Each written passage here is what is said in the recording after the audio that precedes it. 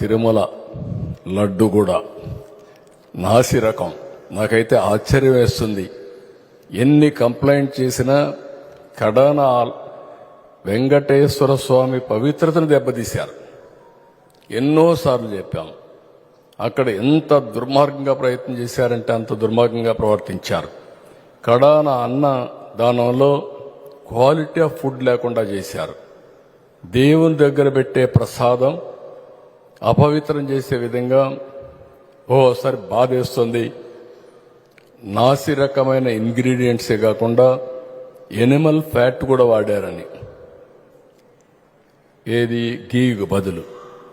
ఈరోజు స్వచ్ఛమైన గీ తెమన్నాం, ప్రక్షాళన చేయమన్నాం. నాణ్యత పెరిగింది, ఇంకా కూడా నాణ్యత పెంచుతాం. అల్టిమేట్గా వెంకటేశ్వర స్వామి మన రాష్ట్రంలో ఉండడం మనందరి అదృష్టం.